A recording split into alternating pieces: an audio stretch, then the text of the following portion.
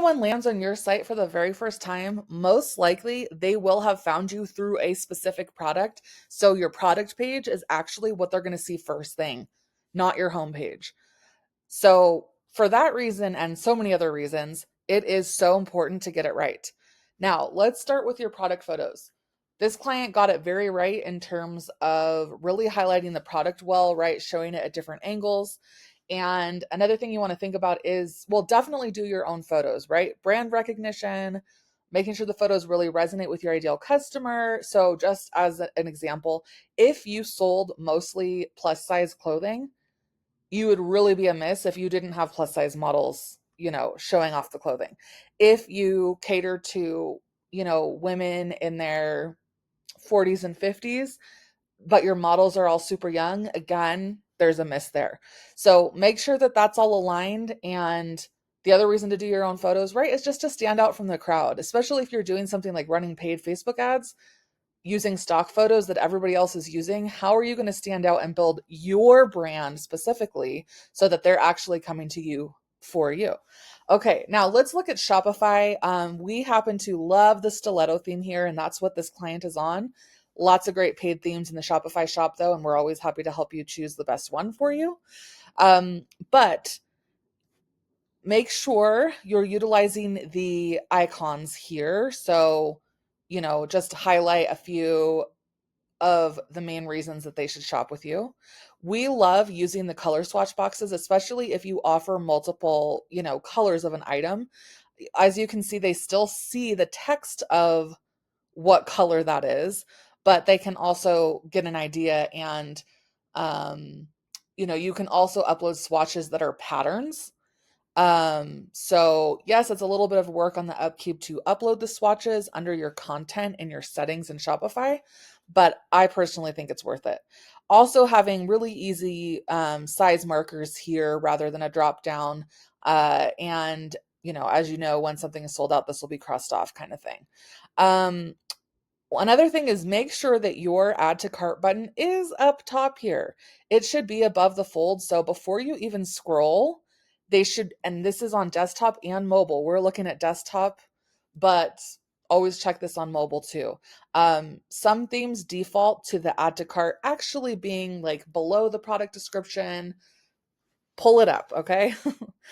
We also recommend offering payment plans.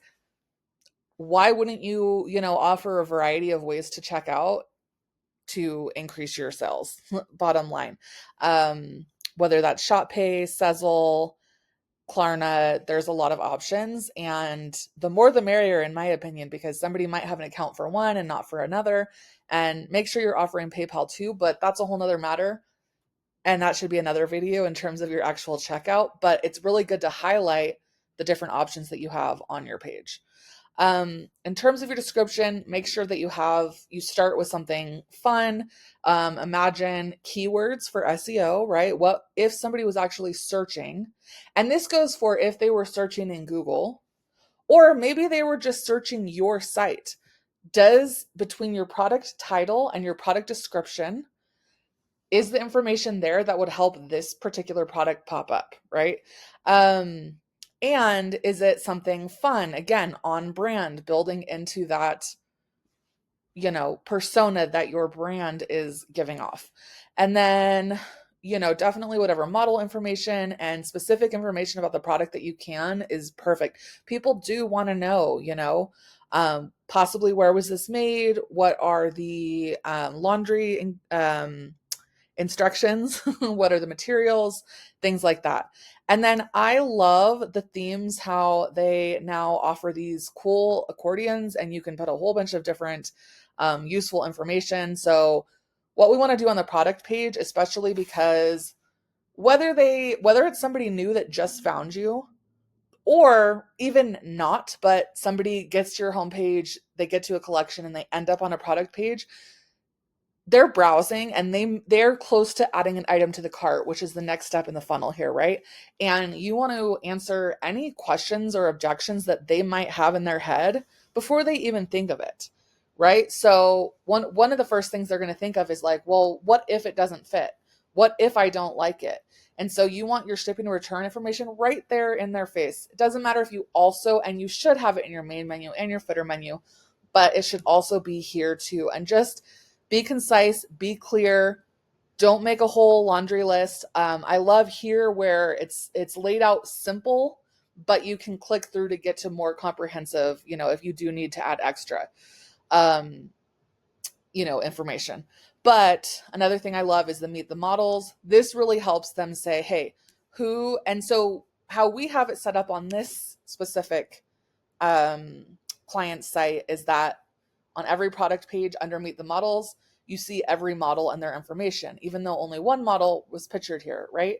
There's different ways you could do that. You could actually have separate page templates for each model, and then it could say meet the model, and it could just be that model that's there. That's probably not super feasible because you also might have multiple models on one, but just something to think about. Another thing you could do is have different product page templates for different brands.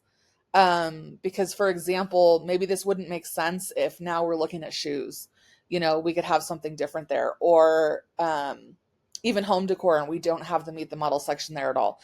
Things like that just really make the experience, seamless and easy and make sense for your customer. But anyway, this is just really helpful to make sure that they can compare themselves to help them feel like they're making the best choice in terms of size. Again, payment plans just highlighted really well here so they know when they get to checkout that they're going to have that option. Recommended products, that's just standard as they're browsing. But yeah, those are just a few of my very best product page tips. So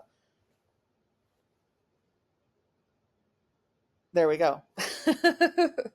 Thanks for tuning in, and make sure to subscribe for more. And also, if you have any specific questions, either on product pages specifically or on something you'd like me to address in my next video, please leave a comment below and I'm happy to do